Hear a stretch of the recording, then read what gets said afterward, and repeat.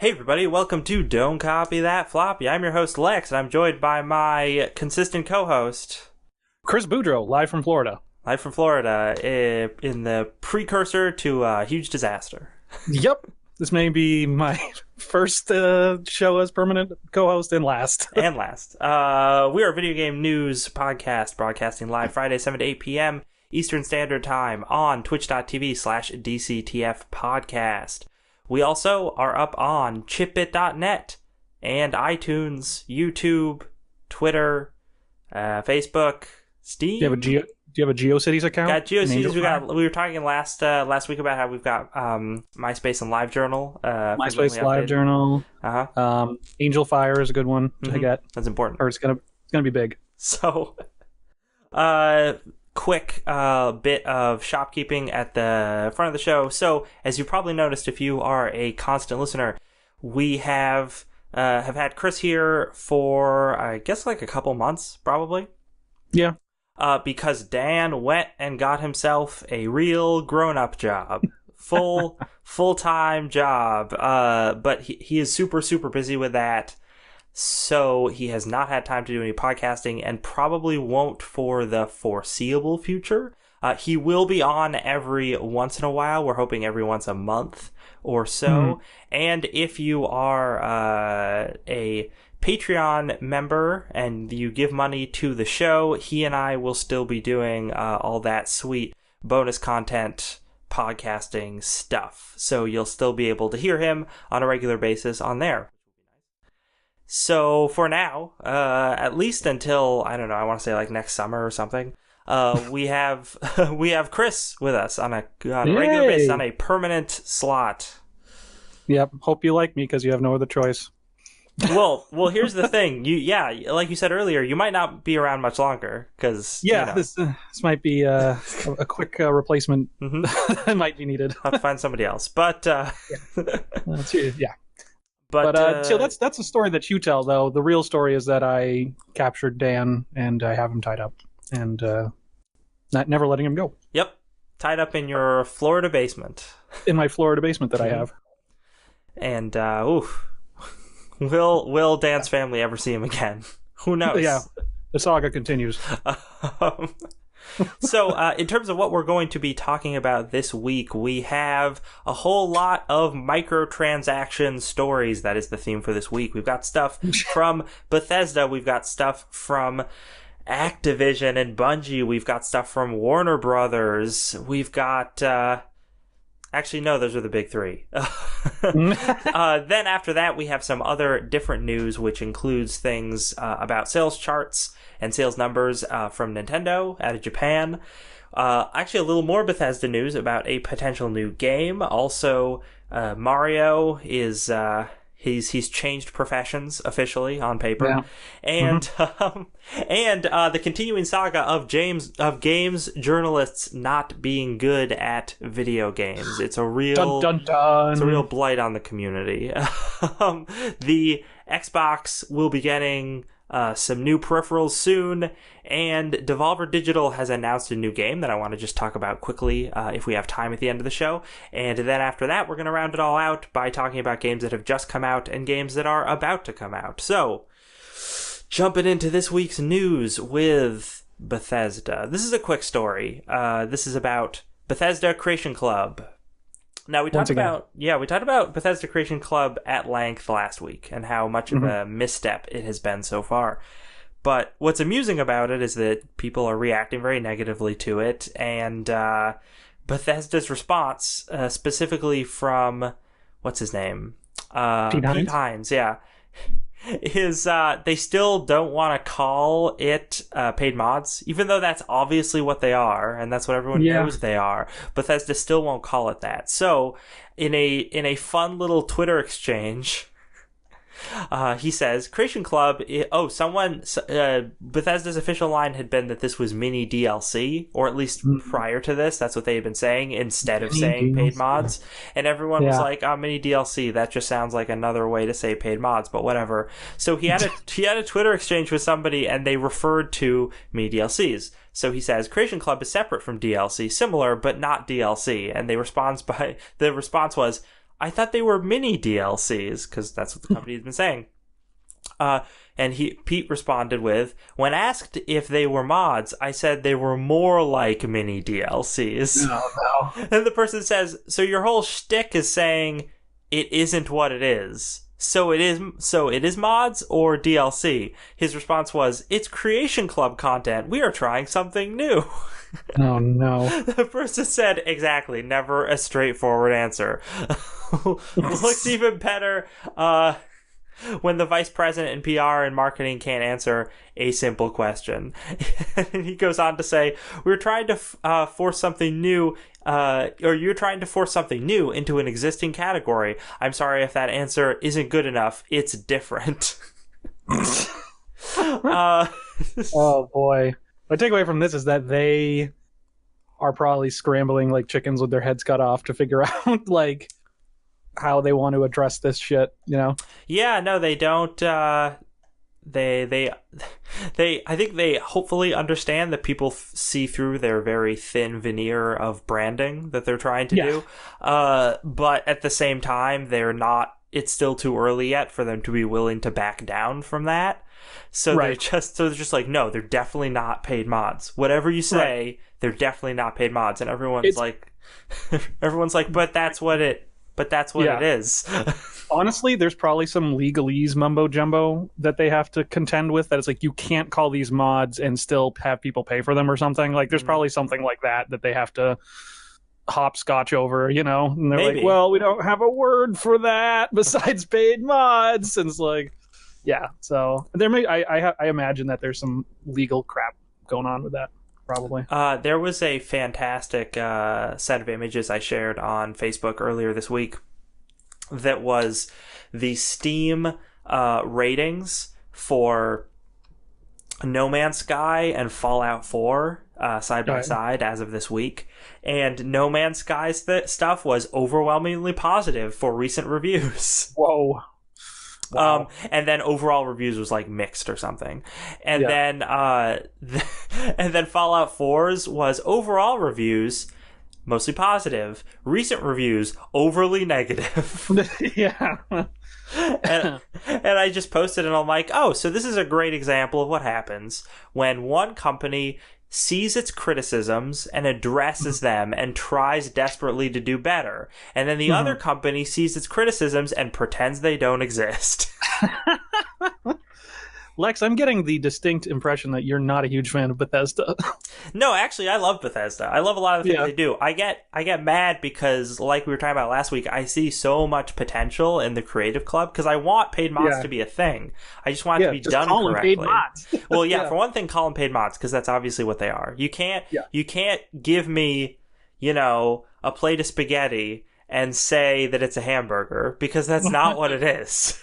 Like, just keep slapping you in the head and say, it's a hamburger, now eat it. And I'm like, I want to eat it, but it's not a hamburger. Fake spaghetti. Fake news. Fake spaghetti. So like that's upsetting, and also just the fact that I think these ideas have a lot of potential if they could just be done properly. And it makes me upset that Bethesda keeps dropping the spaghetti, to continue with that metaphor. Keep dropping mom's spaghetti to really mean up here. Mm-hmm. All over their sweater. Yep. Yeah. It's their it's you only get one chance in a lifetime. You better mom spaghetti. So one thing I think too to remember is that Bethesda as a publisher is pretty new. Like, they've not been doing this widespread publishing business for a while. No. And they're not the biggest publisher, obviously, but they are definitely gearing up to be pretty formidable. And so I would imagine that there are a lot of hurdles, like, honest to goodness, like, we don't know how to do this hurdles, on a lot of things. So I do feel for them in that regard, but at the same time, it can be a little aggravating. Mm-hmm. But at least Pete Hines tries to answer questions, unlike some companies. He's really nice about it. I'll give him that, because that person was not the person he was interacting with on Twitter was not being like as mean as people often are on Twitter, but they weren't being particularly nice about it, and his responses were very cordial the whole time. So I'll give him some credit for that. But get your act together, Bethesda. So moving on, have you heard of Shadow of War? I have. Oh my gosh. So Shadow of War, when it was first announced, sounded real promising. And, Mhm. I mean, in terms of gameplay, it still sounds fairly promising, but one of the things that we keep hearing about again and again and again with this game is it's going to have so many microtransactions and so much DLC. And it's Yep. just, Activision is just like cramming all these extra costs into the game to try and make money. And one of the things, I don't know if we reported on it when the news first broke about it, I may have forgotten, but it introduced loot boxes into it. A single player game that Yeah. has loot boxes. That's yeah. Yep. So If that's a fucking publisher decision if I ever heard one. that's happening. But recently there was news that got some people very, very upset that they announced, where they announced DLC for Fort Hog Orc Slayer. Fourth hog. Yes. And apparently this is based off of a real guy whose name totally escapes me, but I'm sure it's in this article that I have pulled up from Video Games 24/7 from September 5th. Oh, this was Mike the guy Foggy. Yeah, that's his name. who had passed away during the game's production. Yeah, so he was an executive producer. Yeah, he was an executive producer. And apparently he was just like great, super cool guy who was always great to everybody on staff, and he passed away due to cancer. Really tragic. So they decided, okay, we'll make an NPC that's modeled to kind of look like him. It's weird because it kind of looks like him, but the NPC is also an orc, so it looks like this weird orc-human hybrid, which is kind of disturbing. It's a half orc. It's a half orc. Okay. They got bonuses to Constitution. Yeah. That's how it works. They also can get up to 1 hit point if they're dropped to 0. Yeah. Oof. Anyways, So they made an NPC for him who can show up and save the character at certain moments, I guess, is how it works. And they decided, or somebody decided, and I feel like it was probably Warner Brothers, to make this DLC instead of just an Easter egg in the game. And then they said, okay, well, it's going to be DLC, but... and I don't remember how much it is. I feel like, it's $5 DLC? Yes, it's $5 DLC. they'll run you, $4 to $6. But all of the proceeds will go toward like cancer research. Right. So that's good. Yeah, it sounds good. But then some people, some journalists actually looked into it, and they noticed that the proceeds went to cancer research only in certain U.S. states, and that was it. So there was apparently the different states have different procedures in terms of how you set up charity transactions in them, and some states just have more stringent paperwork. One of the states on that list was Massachusetts, which I totally believe that they have more stringent paperwork. Fucking Massachusetts, you think? Yeah. Welcome to the Department of Revenue, motherfucker. So there was, I think it was a list of 5 or 6 states that it said so all of this goes to charity except for in these 5 or 6 states and not outside the US. So if they were to sell this DLC anywhere in Europe or anywhere else, and in any of these states, where would that money be going? And everyone was like, well, I guess it's just going to go to Warner Brothers. So that made a few people upset, understandably so. So they yelled at Warner Brothers about it. And apparently Warner Brothers spokesperson talked to Eurogamer, which was good. And they said neither Warner Brothers Interactive Entertainment nor Monolith Productions will profit from any sales of the Fort Hog Orc Slayer DLC, regardless of the territory in which that DLC is sold. So it looks like maybe they'll collect the money and then put it to charity anyways, somewhere else. So and the thing that I'm unclear about is if this was what had been in place all along, or if the public pressure had caused them to put this in place. And it depends on how shady you think Warner Brothers Interactive is. Considering their track record so far with Shadow of War, I'm kind of thinking like, nah, I think they were going to take that money that from those Yeah, other you think? states and from those other territories, and they were just going to pocket it. You think so? If they didn't think anyone noticed or was going to notice, I think they probably Right. would have. Yeah, it's a possibility. So That's a sad possibility. So I'm glad that people noticed and the people did something about it, and that it probably changed the outcome, which is great. The only thing that I still think is weird about it is that, like, you know, some of the proceeds could, like, go to this guy's family, but yeah. They might the studio might have compensated for that kind of stuff, off the public record or something. Oh no, I'm maybe. sorry, I'm totally wrong about that.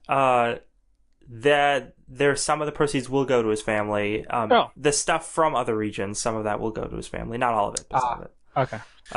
So it's that's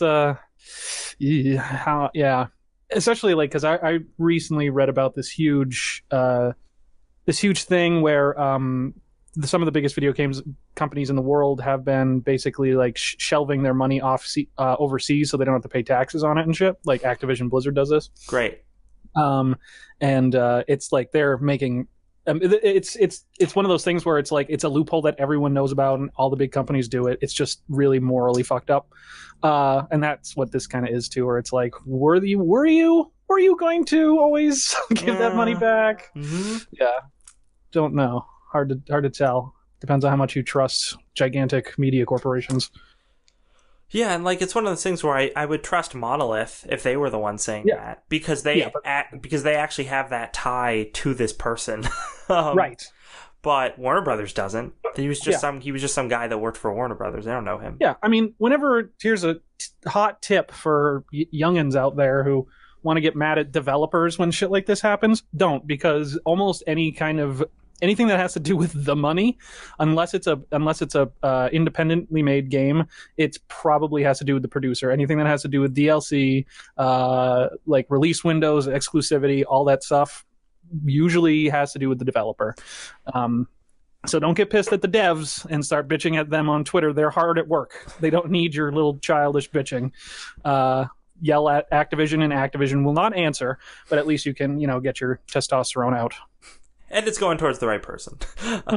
No, actually, right. Shadow of Mordor and Shadow of War are a great example of that, because with Shadow of Mordor, that was a game that I don't think...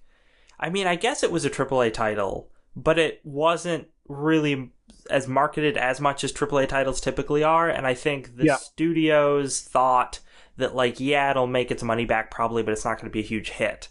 And then when it was, that was kind of a more of a surprise to them, so that when the sequel went into the development, they said, oh, okay, well, this is going to get all of our attention as a AAA title. We got to put some more attention, yeah. Yeah, because that first one was a total sleeper hit. Like, I remember when it was showing at E3, and it was like, what game? Like, what are they talking about? And then all of a sudden, it's like, getting nominated for Game of the Year and shit, and I'm like, what the fucking...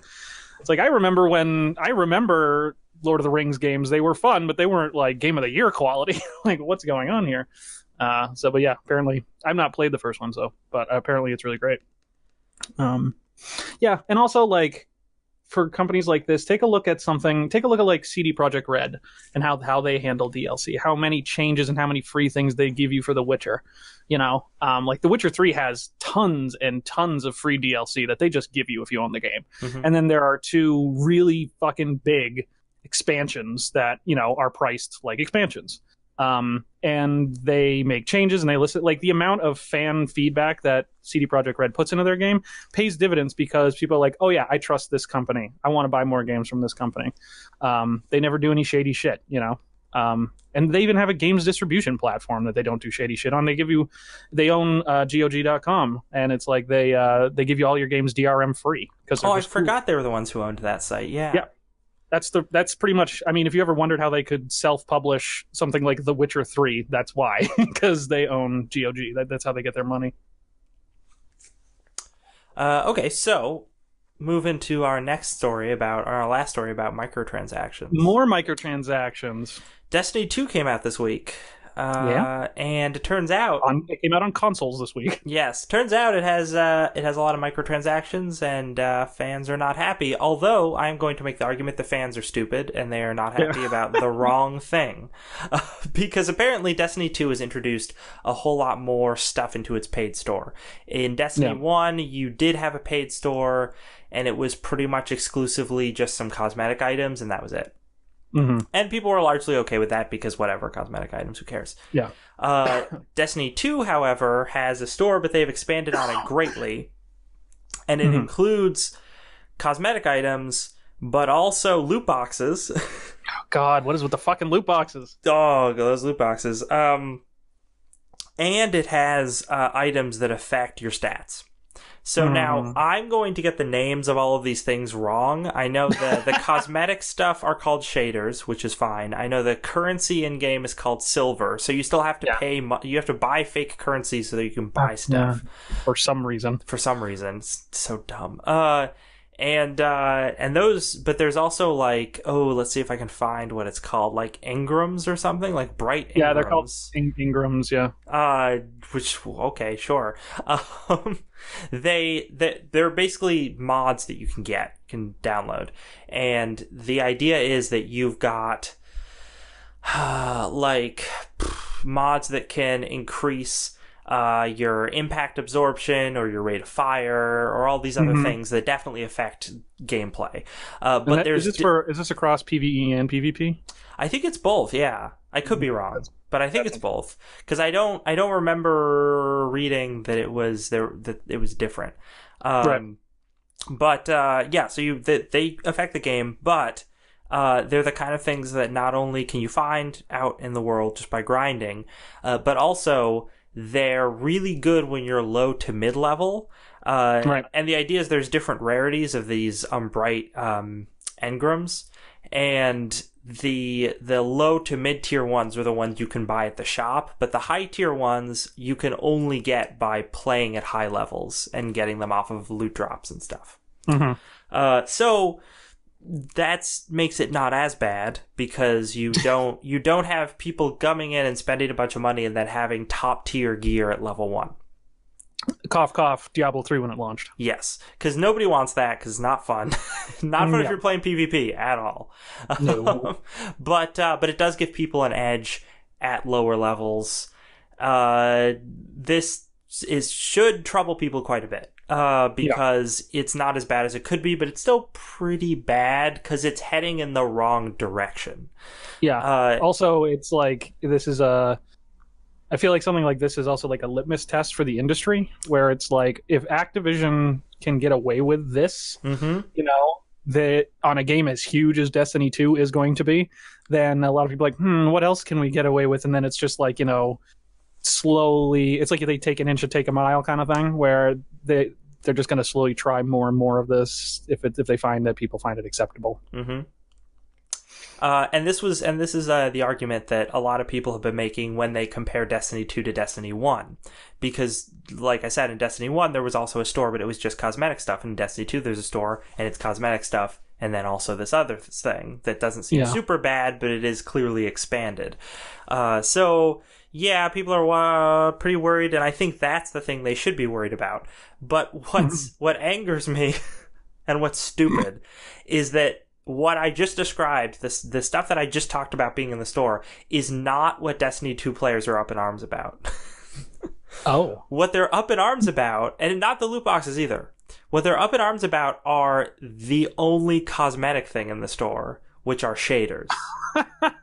And the reason why they're mad about it is because the way what shaders are is they're either solid colors or they're color schemes that you can use to color items. And in Destiny 1, the idea would be you can buy a shader and then you can activate it to change your whole outfit of all the different items, like your boots and your gauntlets and your chest piece and your helmet and all this stuff. Change the color scheme of all of those to this color scheme of the shader. So you get all nice and, like matching clean looking. It looks really cool. And not only that, but then if you got new gear, you could use the shader again to recolor that new gear. Yeah. And since people were paying real money for that shader, that seemed reasonable. Sure, this all seems fine. But with Destiny 2, the way shaders work is they're one use, and they only color one item at a time. Yeah. So you have to stockpile them. And apparently you can find them in game now, but you have to grind a lot to get them, and when you find them, you don't know what color scheme you're going to get, if it's going to be the same as the other ones you have. So, so it's like, people are really, really upset. Like, there's... about that. I think it was like 350,000 people on the Reddit are just talking about this nonstop, and how much of a crime it is, and how horrible it is for Destiny 2 that they're doing this. But they're not so much talking about the fact that they're edging in, gameplay changing microtransactions. Yeah. And I mean, it's not that they're not talking about that at all, but the thing that's the focus of attention is this. Yeah, it's so dumb. It's so dumb. I also have to say, when I first read this, because I don't play Destiny, that when I saw shaders are now one-time use only, I thought that they meant like shaders, like the part of the graphics engine, like the shader, Oh, like, yeah. the thing that it like renders the graphics. And I'm like, so you have to pay to have graphics? Like, what's going on? Yeah, you can only have graphics once. Yeah, you need to pay I was very again. Confused. There's going to be a bunch of blank polygons running around. Oh no. Yeah. So yeah. And one of the great ways you can get shaders is by opening up a loot box, and then you'll get a bunch of random ones. Fucking loot crates, man. Like it. I know it's because Overwatch had them, and Overwatch is like the most successful game ever made. So that's why it's in everything now. Yep. But it's just like, I get it because like, like I like opening packs of cards. Like it's the same shit. It's what you're doing. It's just applying to whatever thing you want, but it's just the next thing that's swept the world, Mm-hmm. The other argument that I've heard against this that I think is, at first I didn't take it seriously, but then I thought, oh no, that totally has merit, is Jim Sterling was doing a video on this, and one of the things that he is railing against is the idea of loot boxes as a whole, because if you're paying real money for these loot boxes, then it is basically gambling. Yes. And that is bad because the age range that are playing these games are too young to be able to do that. Right. And they do... I can't remember. There was a guy...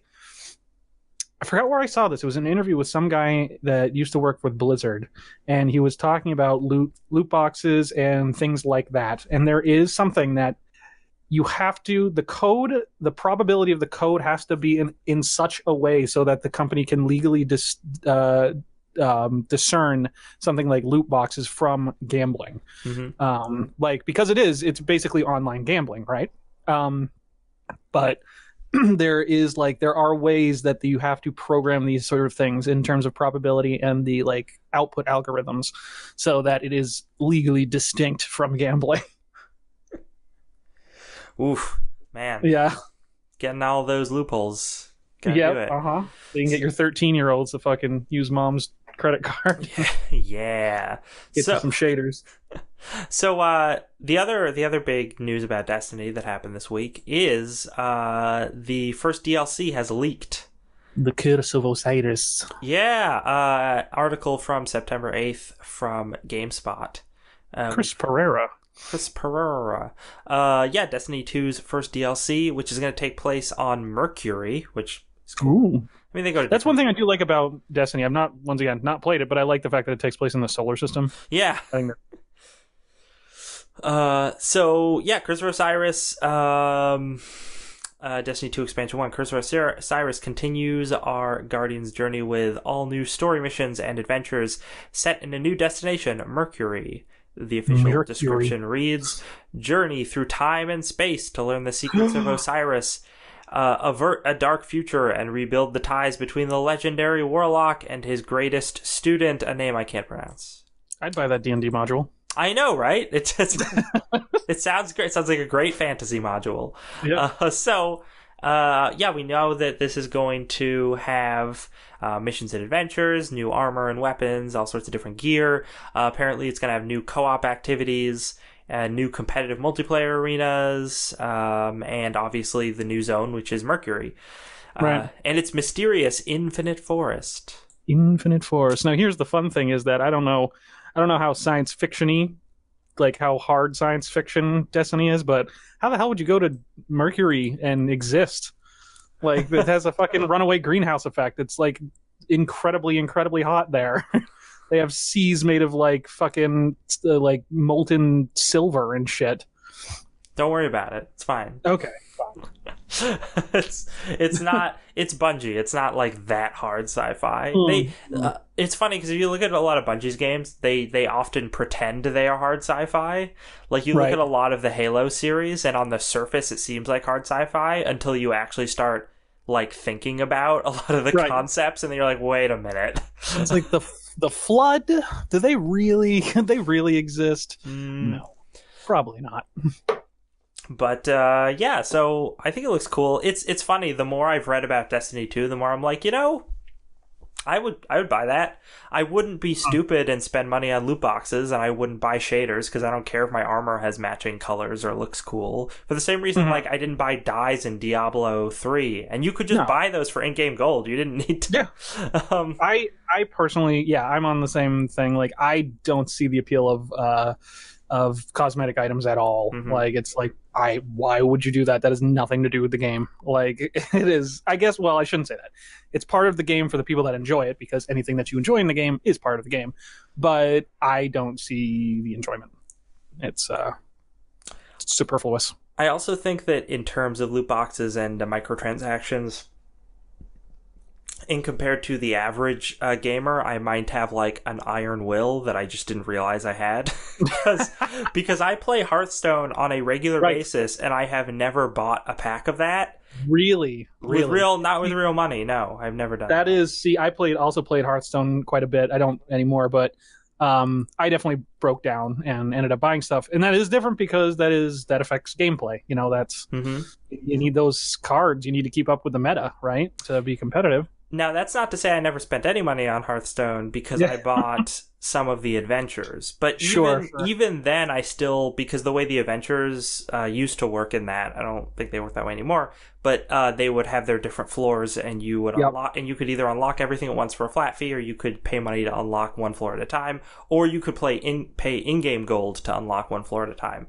So it was a lot of gold, though. It was a lot of gold, but I still have unlocked probably like half of the adventure content that I played through in-game gold. You're really grinding it. Really grinding that shit. And because I don't know, like there's a couple times where I'm like, I should just spend the money, and then I'm like, nah, I want to go buy lunch. Yeah. So I'd like a sandwich today. Yeah, I'd like a sandwich that I can eat while I play Hearthstone with my worst cards, because that I will be happier eating a sandwich with worse cards than not eating a sandwich with better cards. I can totally see that logic. Yeah, I am a little bit of a compulsive buyer with things sometimes. And like, I've had a couple beers and I'm playing Hearthstone, just a couple packs. Like, I got that way sometimes, but it was I'm glad I don't play anymore, because I don't have to do that mental juggling of shouldn't I pay money for more cards, digital cards. Although I do feel different about like things like this Destiny DLC, because this is obviously like a meaty amount of content, or at least it looks like it is, and we won't really know until it comes out, but we assume that it is. Big DLCs I have no paying money for, because they're the same as expansions. Yeah. And everyone pay for those. I bought Brood War. Sure. Yeah, exactly. Yeah. And it's like, I recently bought War of the Chosen, the XCOM 2 expansion, which is $40. And like, I would absolutely recommend that. It fundamentally changes the way the entire game plays. It's like I'm playing a new game. Yeah, you talked about that last time quite a bit. Spoke very highly of it. I still recommend it. I'm still playing it. It is fucking fantastic. Nice. Well, moving on from all of this stuff. Yeah. Nintendo, Japan. People in Japan, they love it. What's going on with this story? So Nintendo Switch Lex is doing really, really well. Specifically in Japan, it has surpassed the first 26 weeks of PS4 sales. It has sold 1,527,962 Switch units. That's pretty much it. It's a relatively small story, other than the fact that it is basically it's beating out PS4 now, or it's beating out the sales that PS4 had in the same amount of time that Switch has sold, because Switch has sold that number, the over 1.5 million in the 26 weeks, and the PS4 only sold 665,000 units in that time in Japan, and it just seems to be rising. It's crazy, as I'm on record as being a person that before the Switch came out thought that this was going to tank, that Nintendo was over, they were going to move to publishing their games on Steam. It seems that they will probably never stop making video game consoles now because they probably love this shit. Yeah, no, as long as they can keep every other console they make being just a smash hit, yeah, they'll be fine. How do they do it though? Because I want to Switch, and I don't even know why. You don't even know why. No, I mean I know why. I think it's a cool idea. I've always thought it was a cool idea. I don't know if when I'm gonna get one because, geez, I mean right now you can actually buy them. You can buy them like online without too much difficulty. You can find them on Amazon. You can find them at Best Buy's website and all that stuff. Yeah, but you're still buying them for above retail. So yeah, and I'm not gonna do that. Yeah, so it's like the best deals I've seen currently for the Switch on Amazon is like 370 or 375 as opposed to how much does it retail for? 300. Right. So it's a pretty big markup, but it's still an improvement. Yeah, I would say, and I'd say that the price, the base price, is one of the most appealing things about it. Mm-hmm. It is not the Xbox One X. Or Xbox One S, or neither of them. Yeah, neither of those weird named things. It's I think the 300 price point's right on the money.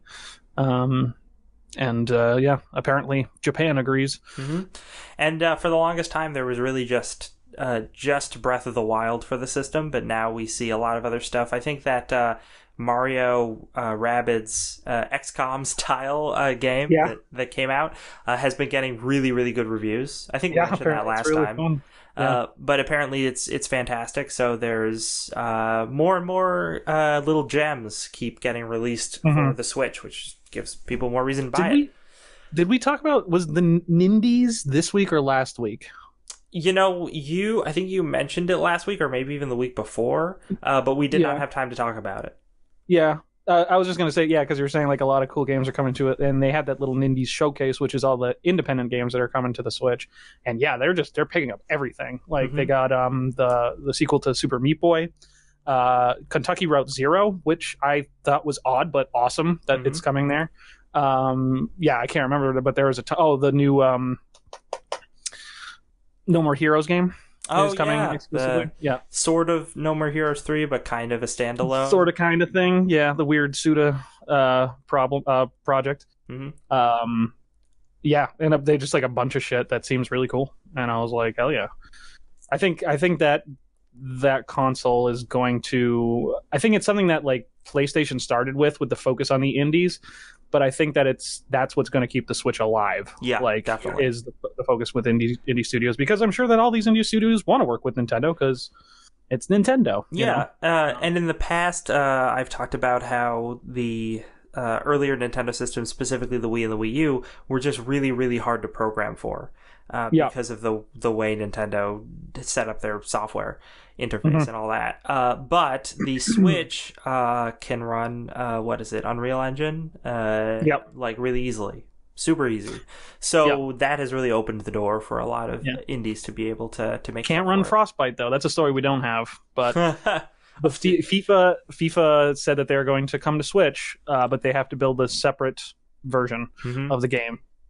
And they had some stupid market speak where they're like, well, the audience on the Switch is different. That's why we're making a new engine for it. So like, it was really dumb.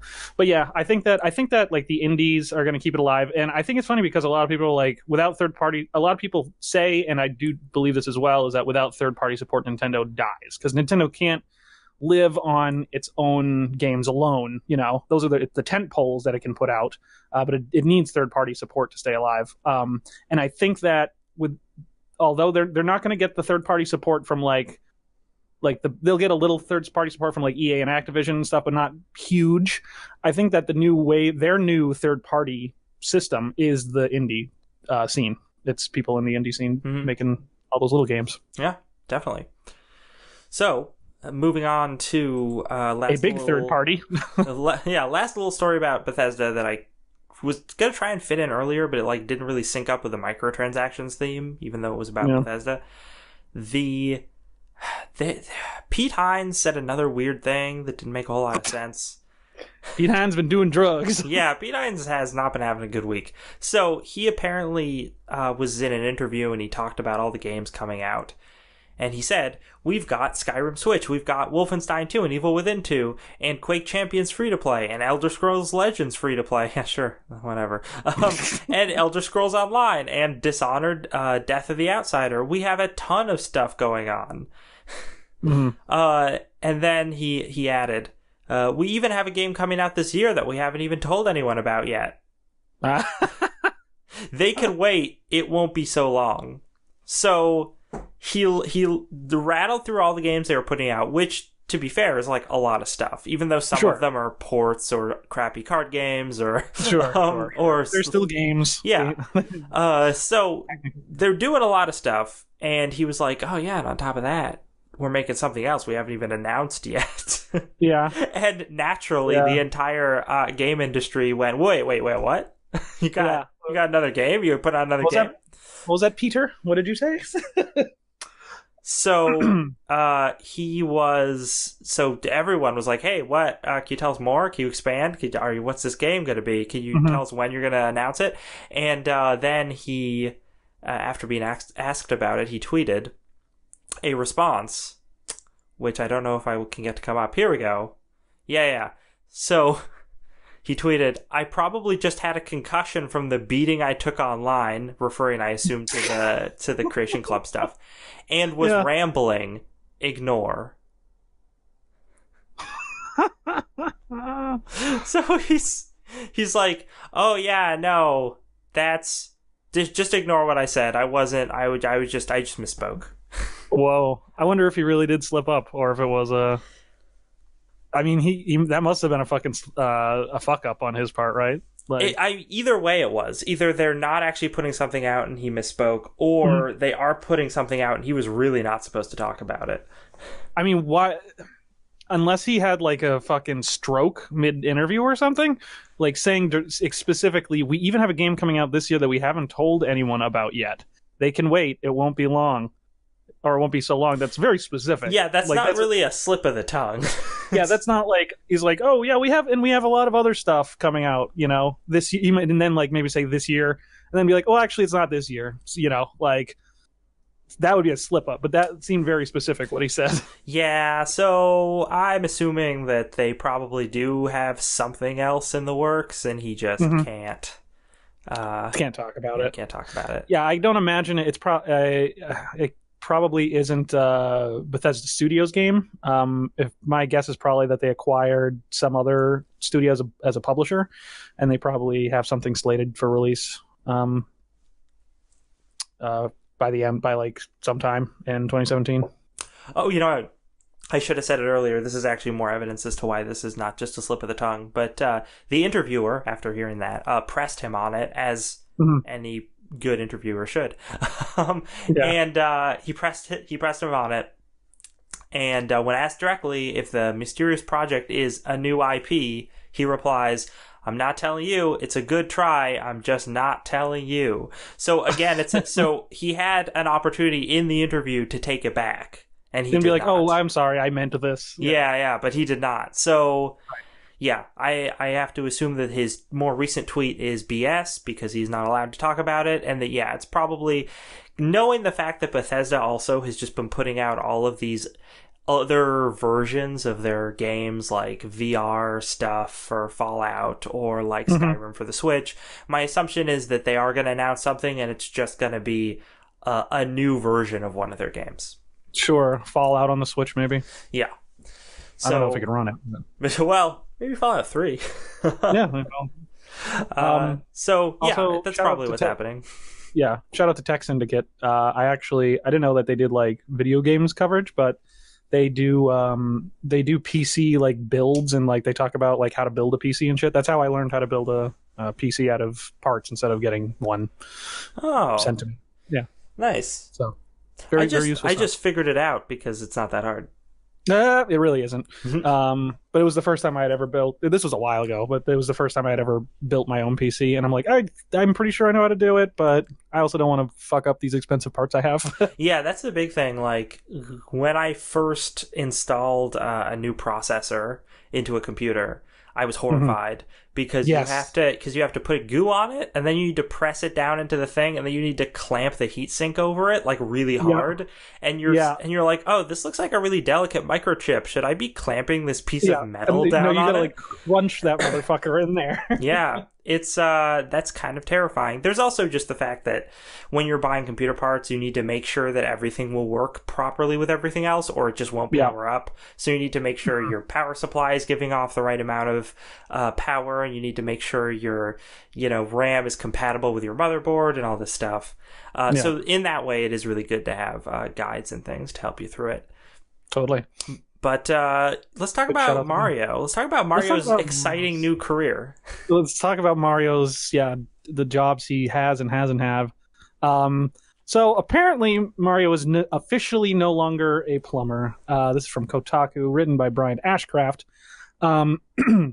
And on the official Japanese language profile from Nintendo of Mario, they say that he's now working as a plumber. And like they say, it shouldn't be a surprise because when was the last time you actually saw him, like plumbing for real? The wording of this is great, and obviously it's translation, right? So it's a little funny. But when they talk about Mario, this is the translation from Japanese. They say that he is all around sporty, whether it's tennis or baseball, soccer or car racing. He, Mario, does everything cool. Now, Lex, I'd have to agree that Mario does everything cool. Yes. They say, as a matter of fact, he also seems to have worked as a plumber a long time ago. So, a long time ago, he worked as a plumber. Very specific wording that he no longer has that occupation. But he's busy saving the world, man. He's got to save the princess under any number of conditions, or win the Olympics against Sonic. Win the Olympics, that's important. Yeah, totally. No, but apparently he's like the most athletic fat guy in the world too. Yes. So he just decided he quit plumbing, but he just decided to keep the outfit, which is fine. Mm-hmm. It's his fashion statement. He likes it. But I always think back to the horrible Super Mario Brothers movie. Oh God! And how they're like real plumbers in New York, but then they get transported to the world where all of the stuff takes place in. Scapelli, Scapelli. And I kind of feel like, okay, like if you wanted to keep that kind of idea as canon, that wouldn't bother me at all. The idea that Mario and Luigi were actual plumbers in the real world or some other world, and then they got sucked into the world that all the games happen in. And not just did they get sucked in, but they put the piece of the meteorite that killed the dinosaurs back into the meteorite and turned to sand. Yes. Do you remember that movie? No, I don't remember enough of that movie. I try not to remember as much of that movie as possible. Yeah, because it was Daisy. Daisy, she had the meteorite around a necklace around her chest, around her neck, because her father gave it to him, who was King Koopa. Mm-hmm. Or not King Koopa, but the Mushroom King of the Mushroom King. Yeah. And then there's also like the de-evolve gun. Jesus Christ! I used to like that movie as a kid, and I recently saw it as an adult, and there's so much screaming in it. There's so much yelling. It's amazing that I never noticed that. Like, everyone's just yelling the entire time, and it was actually I remember reading an interview with Bob Hoskins, the guy that played Mario, and he's like, "Oh, it was awful. Everyone's having a horrible time. We're just drunk the entire making of that film." He's like, "I was me and the guy that played Luigi there. What's his name? I can't remember his name, but he's like, Was it John Leguizamo? It was John Leguizamo. Yeah. It was Luigi Mario. And he was just like, oh yeah, we were just drinking the entire time making that movie. I was like, yeah, good for you. At least you had some fun, I guess. Yeah, no, they got paid. Yeah, sure. Dennis Hopper was in it. Weird movie. It's a weird movie. So, let's see. What do we have next? On to the game journalism. The unplaced, the ill-placed rage of the internet. Yes. Apparently, Dean Takahashi, who works for VentureBeat covering video games, is really bad at video games. This is actually a quick story. There's a huge long article that he wrote in response to this controversy that's been happening, but it's just this idea that he went to Gamescom in Germany and got to play a demo of Cuphead, and he was horrible in the demo. I'm gonna actually play some of it so that people can see. Yeah, I'll need to watch those.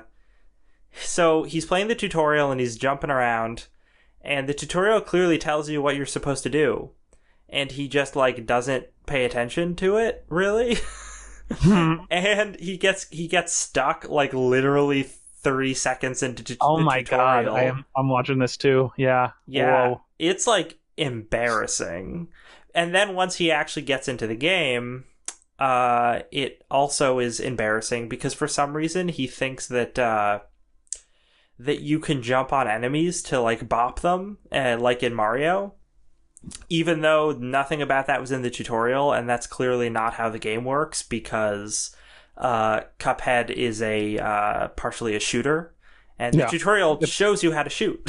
Yeah, it's more of a Mega Man kind of situation. Mm-hmm.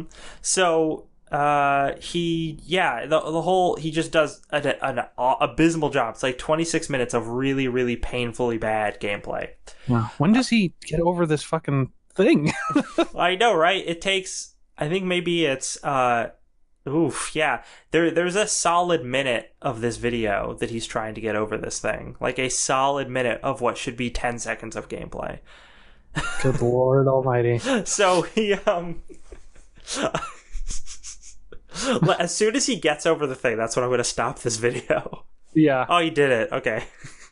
Man, I gotta say though, still the animations in this game still look fucking amazing. Oh, they do. They look so good. So he posted this video online because partly as a joke to be like, you guys, I'm so embarrassed, but this is funny. I'm going to laugh at myself. And the whole internet exploded in fury over it, being like, how could you possibly review video games if you are this bad at playing video games? Yeah. And we've talked about, or the podcast has talked about this before when Polygon did this a while back with Doom. Oh yeah. Yeah, they had this playthrough of Doom where the person playing it just really sucked at Doom.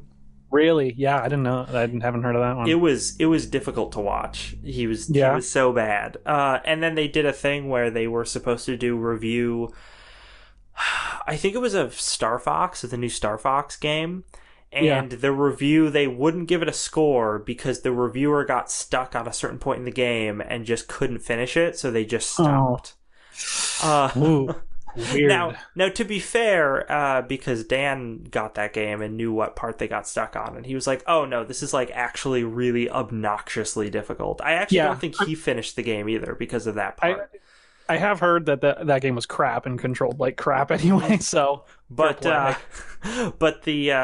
fact that you're a video game reviewer and you're writing a review of it and you haven't finished the game, that's not good. So I was thinking about this and I don't know how I feel because let's separate first of all video game journalists and video game reviews. And for this story, that's the big distinction because apparently Dean Takahashi doesn't actually do reviews. He just does video game journalism. So he was never gonna review Cuphead. Right. And in that case, I don't think if you're doing real video game journalism, how good or bad you are at games has nothing to do with that. Video games journalism has to do about the industry and uncovering scoops and all that stuff. Like, it's not up to you to maybe you might not even play games at all, and it's like, that's fine. You can still be a video games journalist. You'd probably be better if you were, but if you did play games. But like, you know what I'm saying? Like, yeah. In that case, I think that the rage is unfounded. That being said, it did make me think about people that do review video games. It's odd because I was like, okay, so like, let's think about movies. Let's think about like Roger Ebert or something. Like, there is no barrier for entry for watching a movie, right? You don't have to have any skills to watch a movie. But at what point is one person's critical analysis more valuable than the other?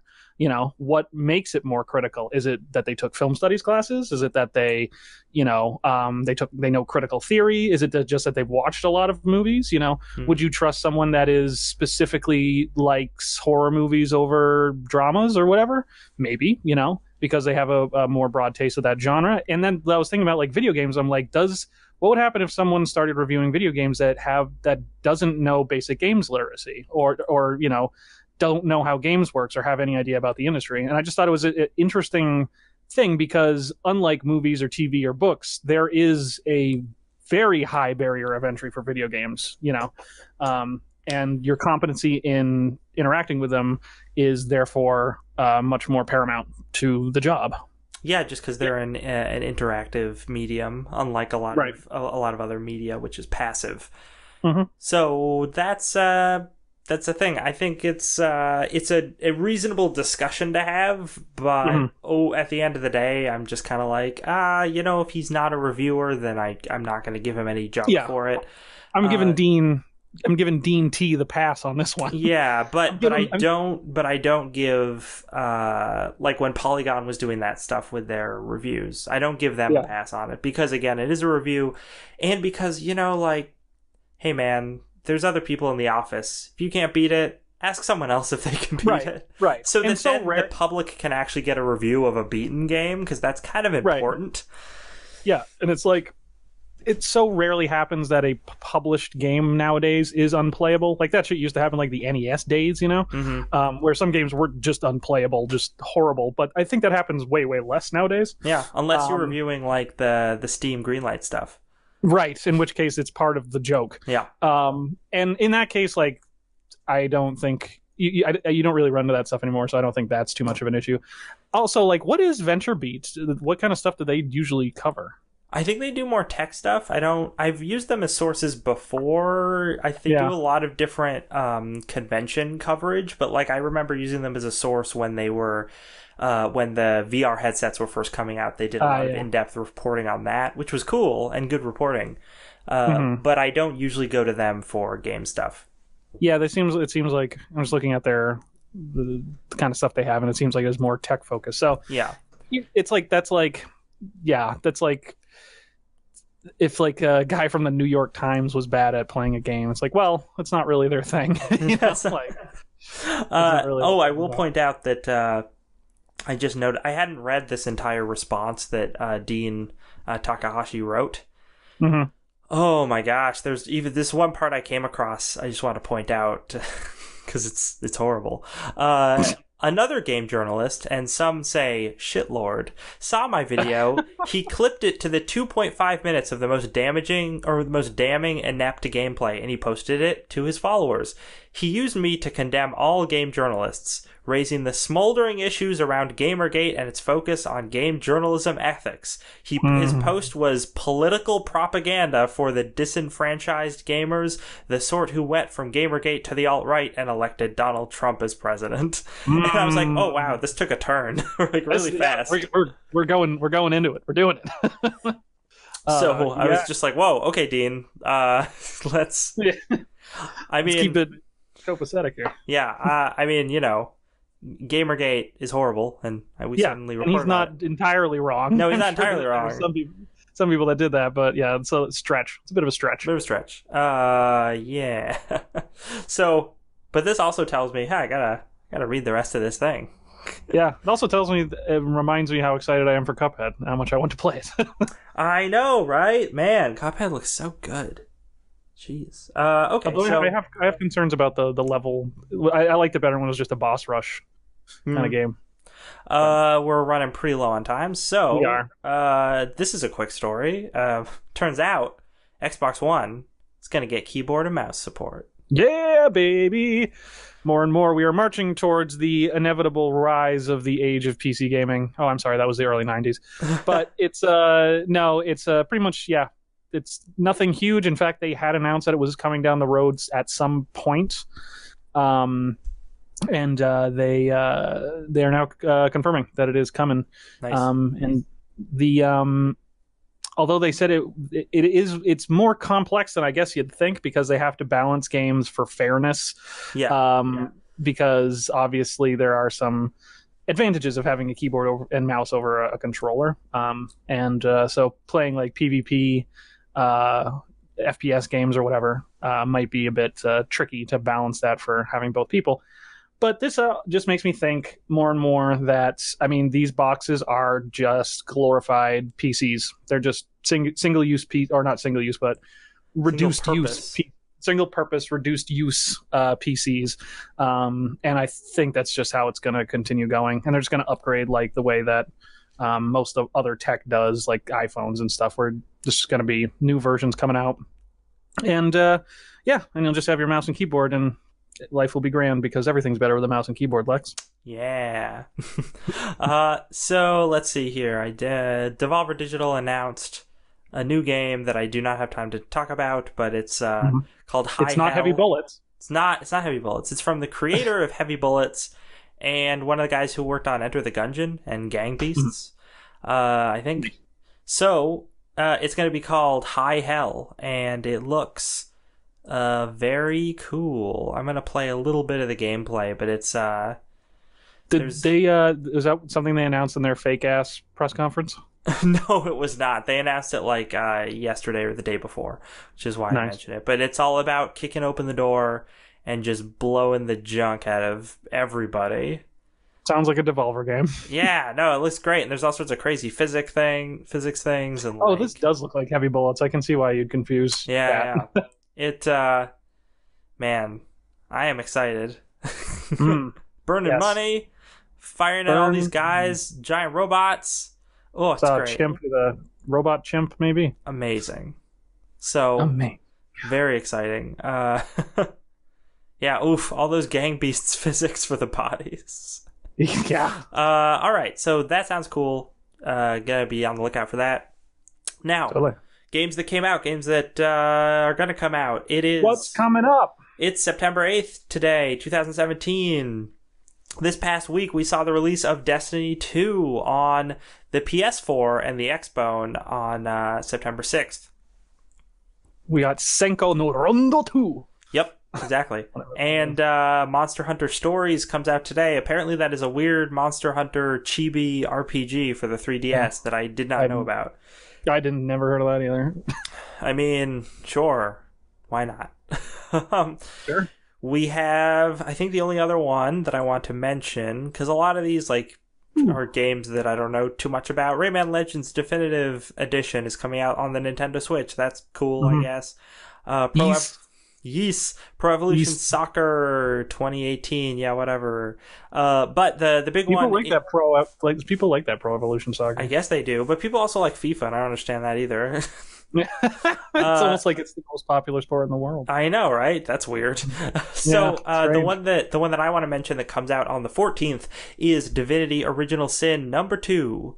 Coming out on the Windows computer.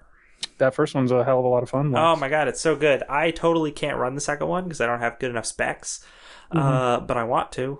I'm tempted to just buy it and then try and force my computer to run it and just chug the whole time. Run it! Yeah. Yeah, those, what's the company? Lariat Games? I think so. Yeah, they're real good. Good people. Good games. They do a lot of successful kickstarting, and they do a lot of support. And they have a whole game editor built in for the first one, so people can make their own content. It's great. First one's so good. I'm very excited about how the second one is going to be. Very original kind of isometric RPG. One that I had never played before, really, and I had never played their old games either. So Larian Studios, that's what they're called. Larian, yeah. But yeah, so that's just about it. Mm-hmm. That's all the stuff. That's all the news that we gathered for this week. So don't copy that floppy. This is the podcast you've been listening to. If you liked it, you can support us by following us on social media, such as Twitter, at DCTF Podcast. You can find us on there. And you can also go onto iTunes, listen to past episodes, or if you'd like, you can leave a rating and review. Give us all those stars. We would greatly appreciate it. Beyond that, if you really want to support the show and you've got a whole lot of money, you can go to our Patreon page, which is patreon.com/ I think it's DCTF Podcast, or it might be Don't Copy That Floppy. Now I can't remember now that I'm saying it. I haven't had on Twitter? No, on Patreon. Oh, Patreon. No, Yeah. I don't know. I don't pay that shit. Yeah. So great. You're great. Patreon.com/ Don't Copy That Floppy. All is one word. Mm-hmm. So yeah, you can go and support us on there. You get access to cool stuff like bonus content, and you allow us to do stuff on the show. Chris, where can people find you online? They can find me and all the things that I do on my Twitter, which is HereWeGomez8. That's at HereWeGomez number 8. I do music. I write sometimes. I DM D&D a lot. And apparently I'm a co-host of a video games news podcast now. Mm-hmm. Yep. And you can find all that fun stuff at HereWeGomez8 on Twitter. Cool. So thanks everybody for listening. And until next week, Chris, what do they got to remember? Oh, don't you copy that floppy now.